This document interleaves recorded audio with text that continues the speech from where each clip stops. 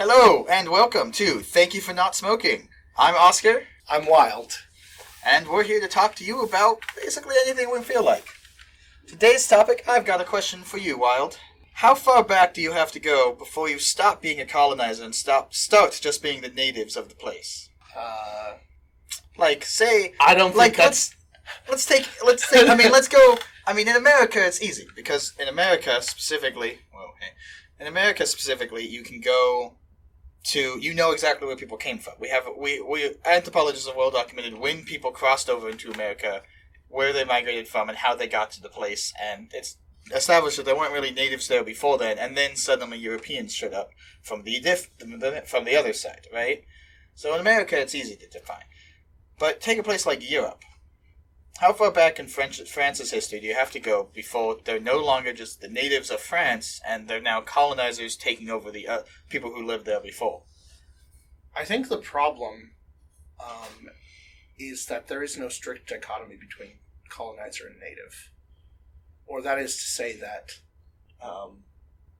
colonizer definitely has a specific meaning. But there's a middle ground between native and colonizer. That is someone who's a recent immigrant but isn't a colonizer. So you can have people come to a place without colonizing it. Right. And there can be people there already. So it's not a matter of time, it's a matter of behavior. That is an interesting point. It's not always going to be a fraction of time. That's true. But so let's say you understand there's only one group in Europe that's officially recognized as native, as like indigenous to Europe, as an indigenous group. It's the Sami up in the north. Oh, yeah. They're the only group. They're the only peoples in Europe right now that are recognized as indigenous peoples. But like, this is what brought my to attention. I was arguing with a girl in my history thesis class, and it brought up the Sami, and we were like, they're the only native indigenous, and I'm like, well, hold on a bit. How far back do you go for that? Because certainly the Scots have lived there long enough to be considered indigenous to Scotland. Is it just because the Sami never founded their own nation? Or is it because, like, what defines that? What decides that they're indigenous, but the Scots aren't indigenous peoples? I think indigenous is honestly less a function of time or habitation as it is like a function of subject status.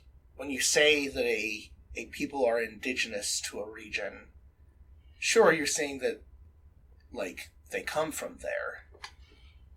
But to a certain extent, it also has an implication of they come from there, but they no longer control that place. Okay. So they're the people that are from that region, but no longer have control of that region, thus they're indigenous people? Yeah, I think that if you're from a place and you control it, you're just the people of that place. Right, so like the Scots are just the people of that place. Yeah. But the Sami who live in these nations, who live in Sweden and Finland and such places, they don't have control over those places. They're technically outside of the control of the Finnish government as well, but they don't control Finland itself either. Yeah. So that's what defines them as indigenous, which the same concept can be applied to America and the Americas. And to Australia. And definitely to Australia. Okay. And also... And certain peoples of Japan, but they've kind of just chosen to assimilate instead. They've kind of just ended up assimilating. To a certain extent, yeah. Then also, there's... under this definitional regime, you could make an argument that the Maori of New Zealand are an indigenous people.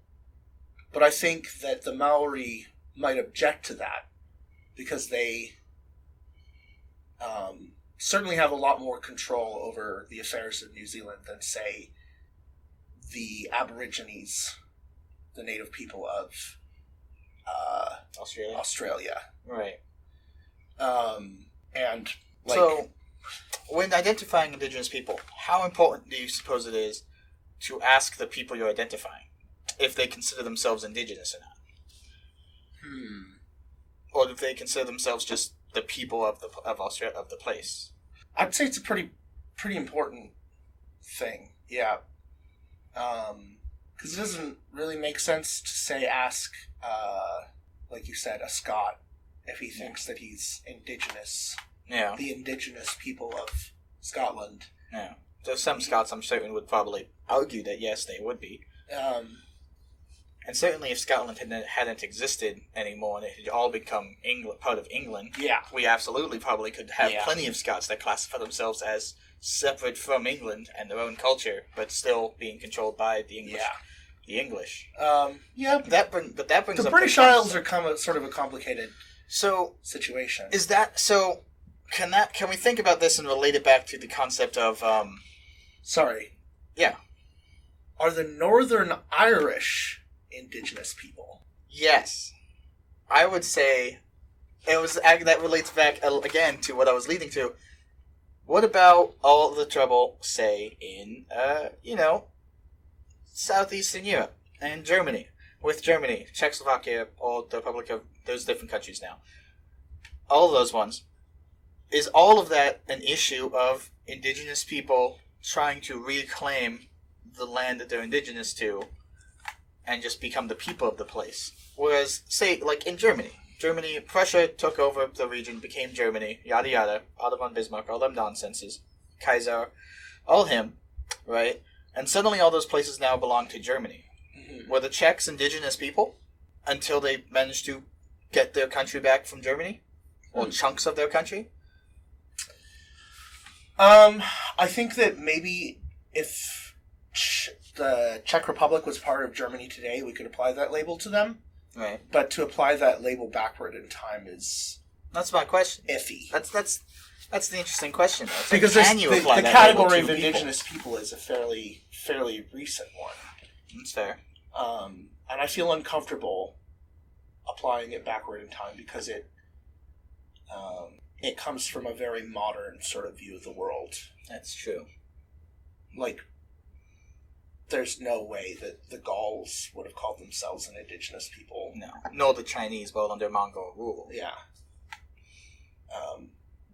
They would have looked at you like you were crazy. Or, even better, the Koreans they under might have Chinese rule. Regarded themselves as a conquered people. Sure. Right. At what point do you stop regarding yourselves as a conquered people and just start regarding yourself as just those people that conquered you? Yeah. And at what point in your cultural heritage do you split off and maintain your own culture and establish yourself as what would lead to indigenous people, what we would define as indigenous people? Yeah. Like, another group to look at in this bundle of mess and terror and terribleness is Jewish people. Oh, God. Right, because why not bring up some controversy while we're sitting here? Are they indigenous people? They've certainly lived in some regions longer than some of the current inhabitants. Are they indigenous people in exile? I don't think it makes any sense to say that. I mean, if you go back before Israel, they no longer had control over any places that they were from, and certainly people existed there. It's not like... I think part of the concept of indigenousness is being a subject people in your own home. I would say that it's certainly possible that the Palestinians under Ottoman rule could be considered indigenous. Okay. And it's even possible that the Palestinians today could be considered indigenous.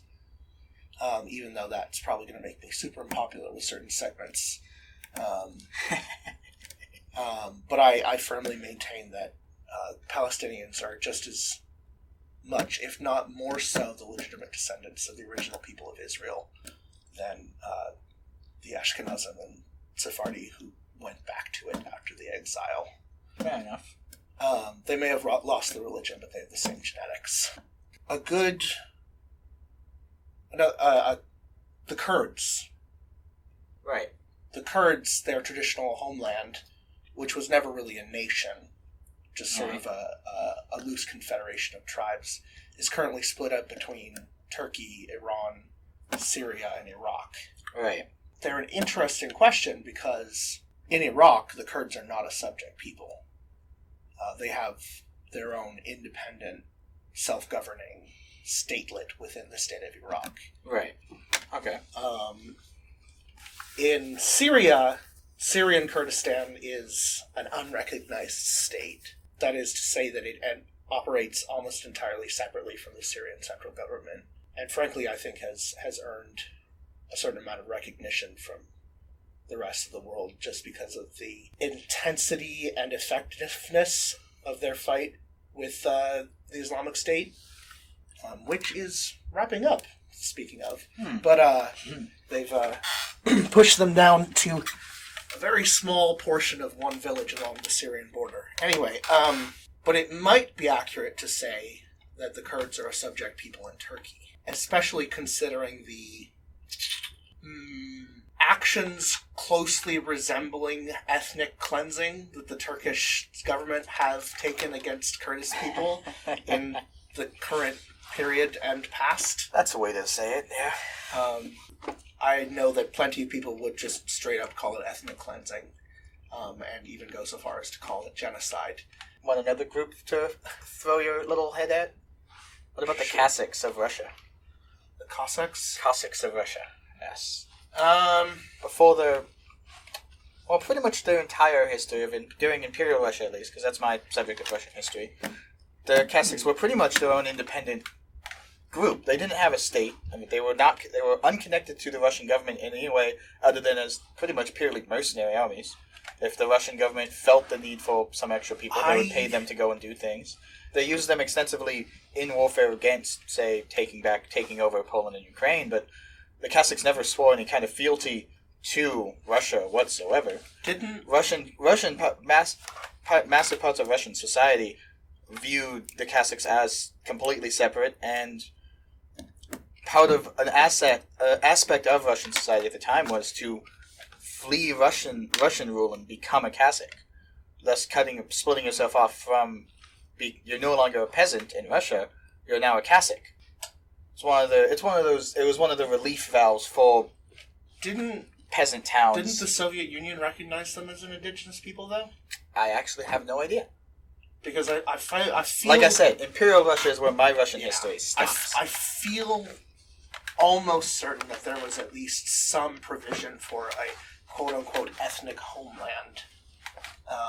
Because, for God's sake, the Soviet Union made an ethnic homeland for everyone else. And there are other, including the Jewish oblast in Siberia.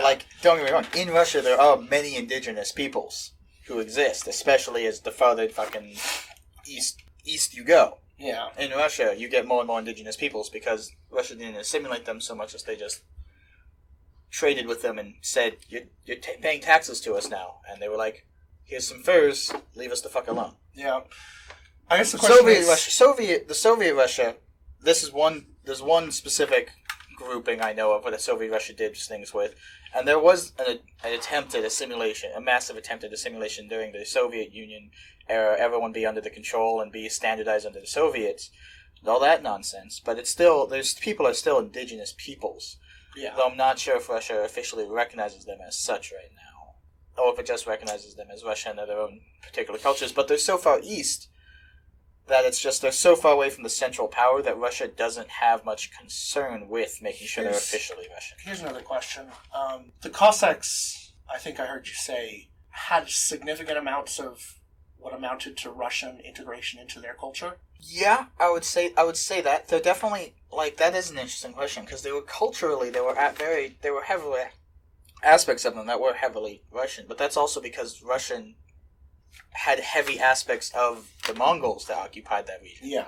It's all a mix. The region in general is just a mixing pot between Russian cultures and Mongol culture and European cultures that combined into what was the unique Russian culture. So the Cossacks kind of just had that because they were also occupying the region at the time. Maybe the Cossacks represent sort of a midpoint between indigenous and colonizer, in the same way that mestizos and Maroons did in the American West and South and Mexico. All right. Okay. It's an interesting way to think of it. I suppose that if the Cossacks are descended from... Because the Russians are the natives of the region, as far as natives go, as far back as you can go. as far back as you care to try to go, the Russian people that the Mongols conquered were the indigenous people during Mongol rule. They were just a conquered people. Yeah. And then they managed to pull Mongols, which eventually lost their power, withdrew. Russia managed to pull its way out and become an actual place again. But the Cossacks kind of were just the remnants of what was left between the two. Yeah. And so it is an interesting. They create kind of an interesting midpoint between the two. I like thinking of that's a good way to think of it. Any other groups that we can think of around the world that would be like that? Anyone that questionably is indigenous? Oh gosh, there's a Muslim faith ethnic group in northern China that I can't remember the name of, who the central Chinese government is spending a lot of time and effort trying to, I guess, ethnically cleanse. Aren't they just doing that to the Catholics too? Well, China does have this thing about religion generally, but there's a number of peoples, like for instance, Tibet. Yeah, where they're actively trying to destroy the culture of those peoples. Not kill the people, right? Because they don't want to waste working bodies. But destroy the culture. But destroy the culture, so they owe all allegiance to Beijing. Well, I think of a thought experiment of a sort, the concept of in a different world. Do you think, is it Taiwan? That's where the exiled Chinese government went, right? After World War II? Oh yeah, the Republic of China. It's Taiwan. Do you think they would have ended up as classifying as indigenous peoples? If some things had gone a little bit differently? The problem is that Taiwan actually does have an indigenous people. That's actually my other question about that. It's like, when the exiled government of China fled to that island, was anyone there already besides Chinese people? Yep. They had a distinct culture. Okay. They were subject to China prior to that. Right. But there wasn't a whole lot of genetic and cultural mixing between the mainland and Taiwan. And one of the major divisions in Taiwanese culture right now is the division between people who immigrated during the exodus from China and people whose ancestors were indigenous. It's not as contentious, I think, as a lot of indigenous people's struggles in the rest of the world, but that might just be because their consciousness of themselves as a separate people is not as developed.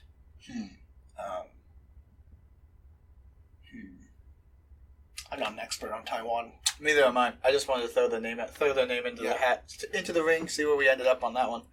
So that's what we're here for, to unintelligently talk about things we know nothing about. Japan also has a second indigenous people, the Okinawans. Yes, I forgot about the Okinawans. I was thinking about the Northerners. Yeah, you think about the Ainu. The Ainu, yeah. But Okinawa does have a separate culture from the Yamato. Didn't think about that. Then there's, there's obviously Hawaiians in America, but then we're hitting America again. Yeah. Though they do have a slightly different status than natives in the rest of in the lower 48, in the continental United States. The natives in Alaska also have a slightly different relationship with... Mainly because there was no attempt to force them into reservations. Yes, exactly, pretty much. But Hawaiians, I'd say, are more different from the continental 48 than Alaskans are. In a lot of ways, the Hawaiians are more of a conquered people because they had, a legit nation. They had a nation, they had a royal family, and we came and conquered them. Yeah, we didn't just conquer their lands. We conquered them, deposed their... royal family and said, "Hey, you are yes, you are now we are now in command of you." Yeah, and they still maintain a unique culture to their own native culture while they're there, though.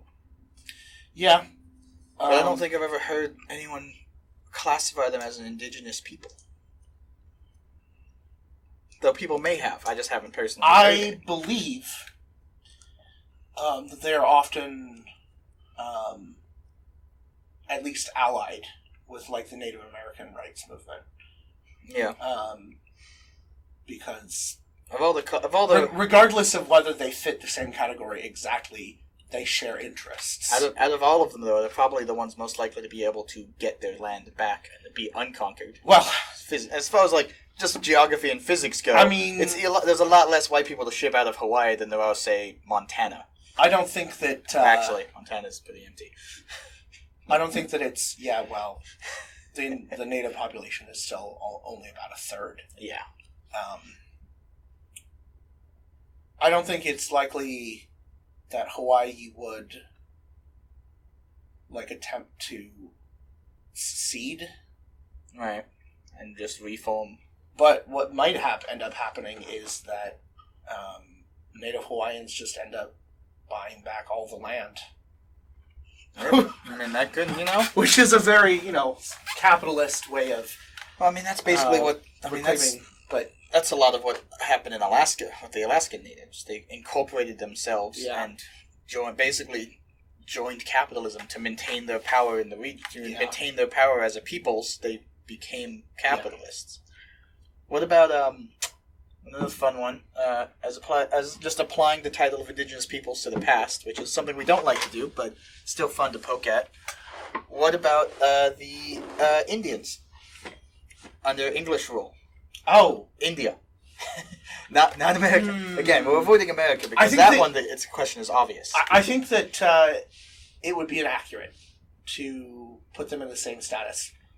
Because while they were a subject people, it's not like there was any real colonization of India.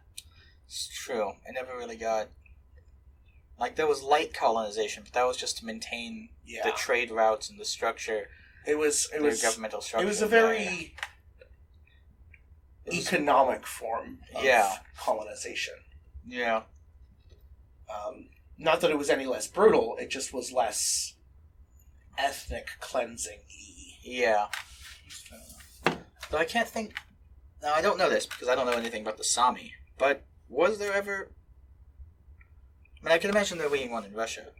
Some other places, but... Did the King of Sweden at any point try to ethnically cleanse the Sami from his lands? Just as an example. I don't believe that there was any concerted effort by Swedish or Finnish authorities to ethnically cleanse the Sami.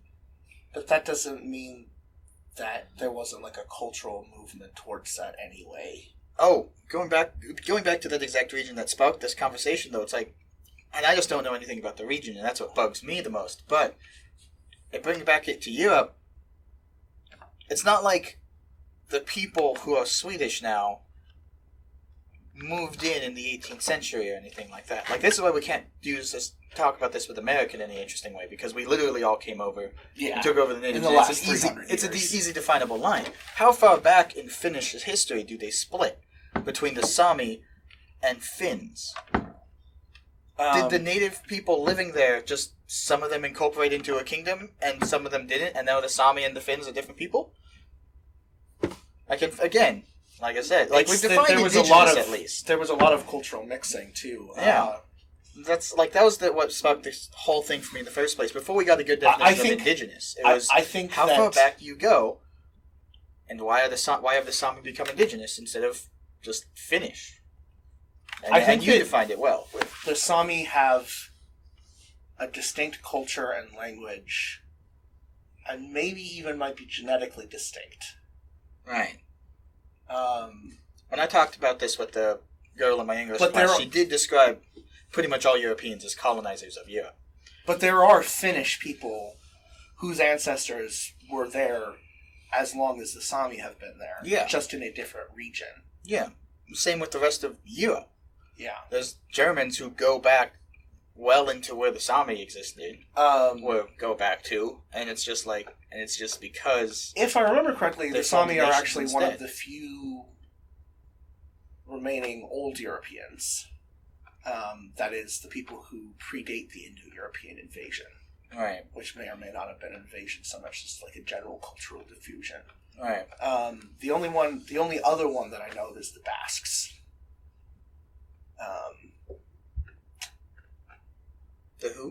Basques in Spain. Oh, Spain. Okay. Yeah. Right. Right. Basques. Yeah, they've got a different language and different culture and different genetics from the surrounding regions of Spain.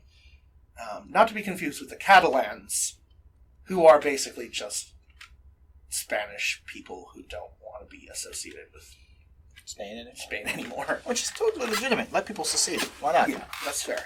We're not... Like, they do have a different culture than the rest of Spain, but also there's other parts of Spain that have a different culture than the rest of Spain as well. Yeah, and that brings up another question. How far do you let that go? How far do you let the concept of, if I have a different culture than this region, I want to become my own country? Do you just let them keep doing that forever? I mean, certainly there's multiple regions of France who would not necessarily identify with what the ruling class of France that took over, the king of France that formed the nation and took over the regions of France that we now call France. And, I mean, even more starkly, Germany, because it happened so recently. Yeah. It happened more recently than America's founding. France has spent a lot of time and effort trying to unify French culture around Paris. Mm-hmm. But even so, it's not been totally successful. There's still plenty of cultural diversity throughout the entirety.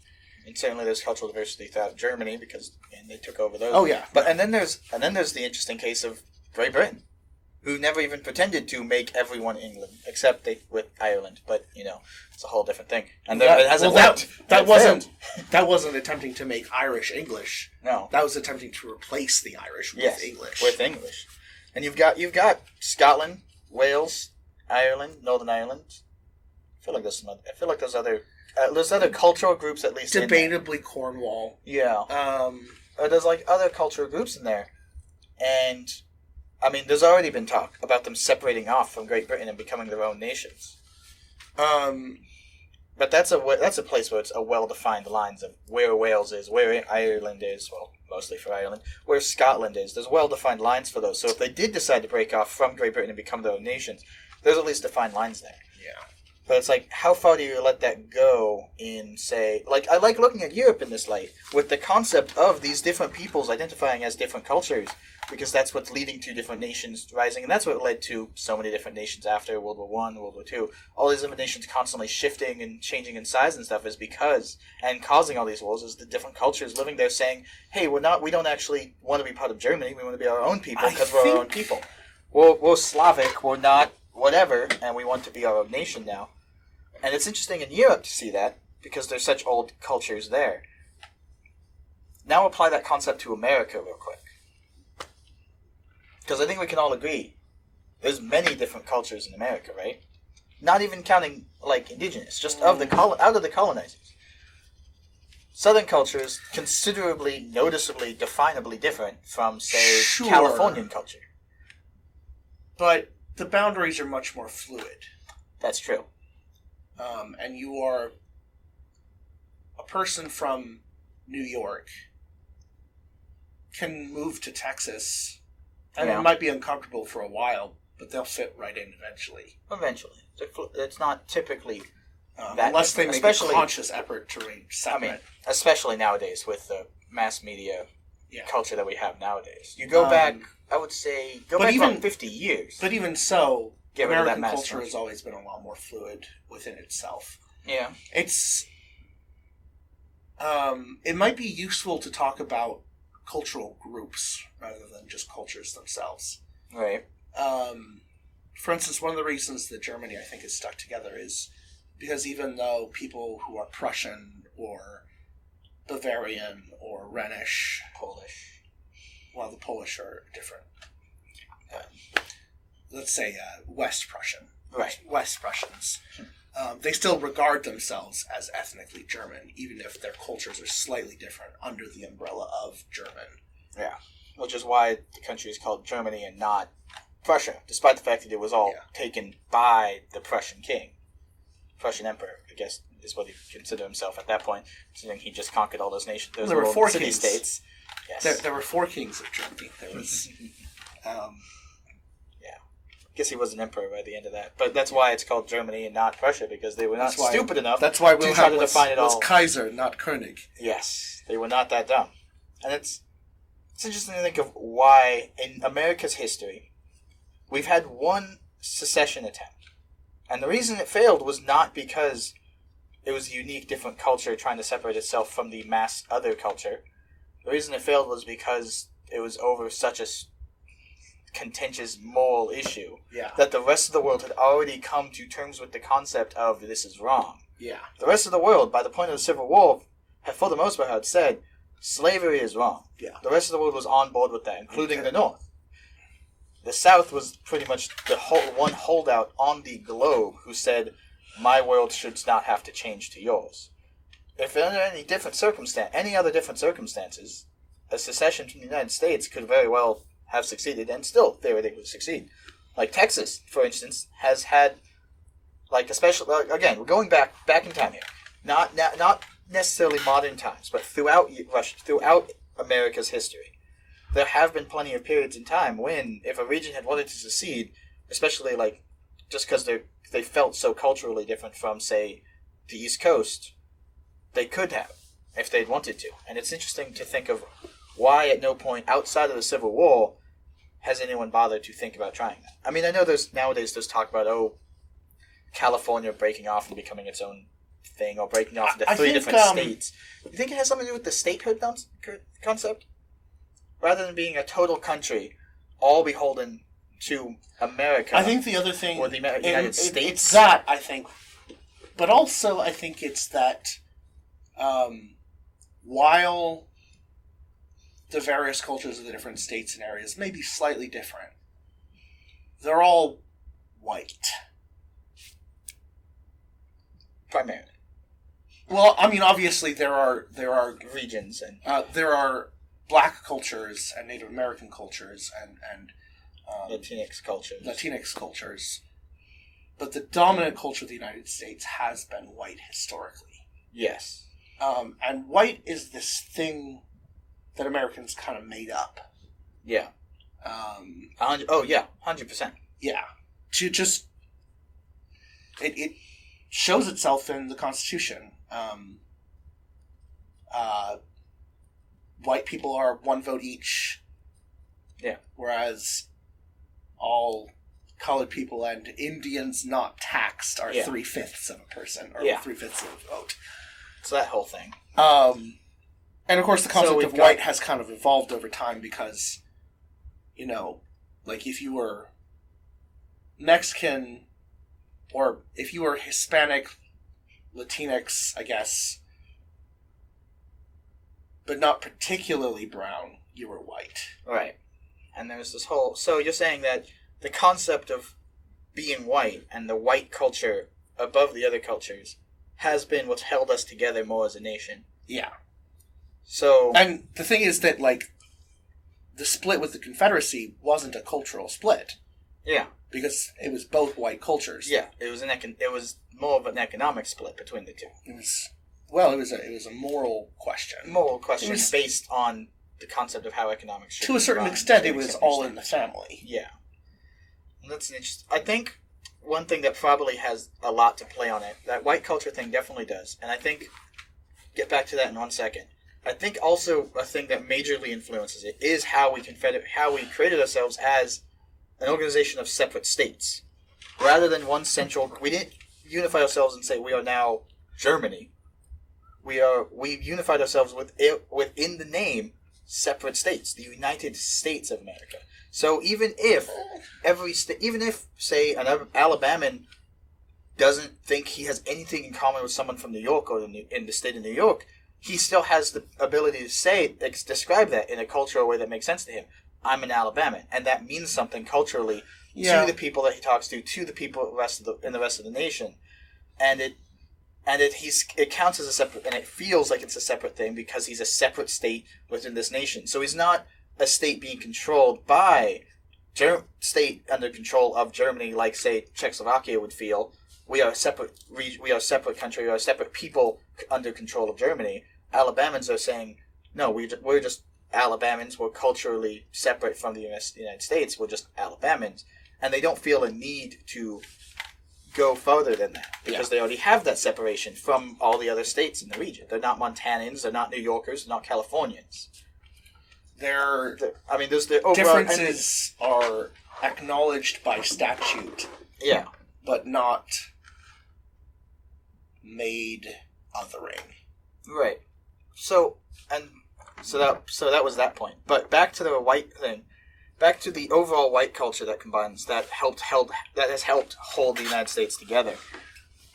Do you think it would have held together as well if you didn't have those other cultures against it, for it to hold itself against, such as, the Latinx cultures that came in, the black culture that they imported and existed on its own. If they had never had, or the indigenous peoples to hold themselves against, if those people had not been there, do you think our country would have held together as well, or what do you think it would have split apart? I think it would have split apart. You think so? Yeah. Real quickly? After the first generation or so, yeah. I mean, to be fair, it was already half splitting it, several regions. Yeah, I think that So they enacted to a certain extent more work to hold it all together. A few rebellions happened, Whiteness is sort of a reactive identity. I mean, everyone that's in America already from the beginning is putting themselves against who was already there. The indigenous people, the natives, Native Americans were already there. So automatically, upon reaching those points, and those problems didn't go away for Americans as a whole until century, 100, 150 years in, and even now we can still compare ourselves to say, hey, we're different from the people who were originally here. So it's not like... But the thing is the Indians were an external threat to whiteness, not an internal threat. Yeah. So while the white cultures of the United States, I think, might have united against Native Americans... Right. Without there being an internal minority, they would have squabbled among themselves instead of focusing there. To be fair, they did mostly squabble among themselves. No, but they always had they always had that external threat to. Well, at least I'm not black. Exactly. At least I'm not black. And before then, even once they'd settled while they had considered themselves having settled the native question. I mean, even before they had to worry about having another external threat to unite themselves around, which they turned to the Indians for, and then later the blacks culturally and that sort of thing, they did have England to unify themselves against, saying, we're not English. I feel like that helps tie into the culture of whiteness that became a thing in America. So you think that it was like... I think it started back before even the natives. If you want to go all the way back, it starts with the Puritans. We're Puritans. Yeah. We're not the religion back in England. Yeah, off from the bat. We're not Anglican. From the get-go, we've started with this separate culture, at least in the North especially, that later led to the South. Not just separate, but separatist. Yes, we specifically came over here to be separate and to be our own people away from the other peoples that did exist already. You know what it kind of sounds like to me? It kind of sounds like the oppressed superior. Huh. All kind of cycles back in on itself, don't it? Yeah. Like Jordan Peterson. Yeah, American... Wow, who would have known? American politics and culture have always been slightly fascist. Wait, I'm sorry. Are you suggesting that America invented fascism? Well, I don't think that America can claim sole... I don't know, man. Hitler kind of looked at America and said, they're doing cool things. I want to do those too. Yeah, I think that the difference is in consciously doing it. We just accidentally invented fascism. Yeah. And the other fascists around the world just saw what we did and were like, oh, what if I did that on purpose? Yeah. Cool. Well, that was our show for today. Hope you enjoyed it. America invented fascism by accident. And, we're going back to our roots.